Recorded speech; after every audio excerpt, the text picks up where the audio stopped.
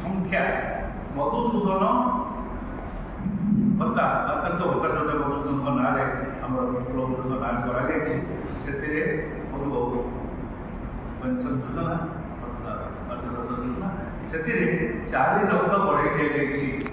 ଆପଣଙ୍କର ସଂଖ୍ୟା ବଢ଼ିଛି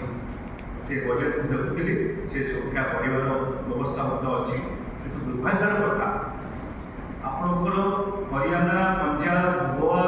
ଏପରିକି ପଶ୍ଚିମବଙ୍ଗ ଆନ୍ଧ୍ର ତାମିଲନାଡୁ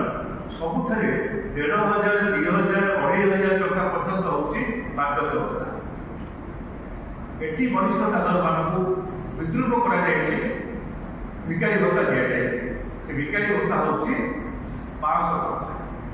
ଆପଣମାନେ କୁହନ୍ତୁ ତ ମାନେ ସମସ୍ତେ ଓଡ଼ିଶାବାସୀ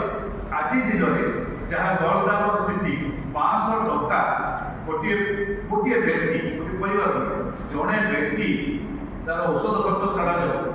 ତାର ପ୍ରତିଦିନର ଖାଇବା ପାଇଁକି ଯଦି ଖର୍ଚ୍ଚ କରୁଥିବ ତାହେଲେ 500 ଟଙ୍କା ଭିତରେ ସେ 30 ଦିନ ଭଲ ଟିକେ ଖାଇପାରିବ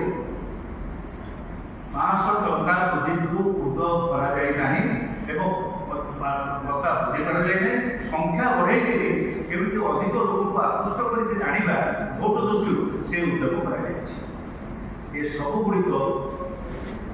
ଆମେ ଉପସ୍ଥାପନ କରୁଛୁ ଏବଂ ଏହାର ଆନ୍ସର ମଧ୍ୟ ବିଜୁ ଜନତା ଦଳ ଚାହୁଁଛୁ ଯେ ସରକାର ଅଛନ୍ତି ସେ ଏହାର ଉତ୍ତର ରଖିବେ ପ୍ରତ୍ୟେକ ବଜେଟ୍ର ଗୋଟିଏ ପକ୍ଷ ପ୍ରସ୍ତାବିତ ହୋଇଥାଏ ବା ଆଲୋଚନା କରିଥାନ୍ତି ଅପରପକ୍ଷ ତାର ଉତ୍ତର ରଖିଥାନ୍ତି ମୁଁ ଆଶା କରିବି ଯେହେତୁ ବିଧାନସଭା ଥିବା ଅବସ୍ଥାରେ 2-3 ଦିନ ଖାଇକି ମଧ୍ୟ ଭାଙ୍ଗି ଦେଇକି ଚାଲିଗଲେ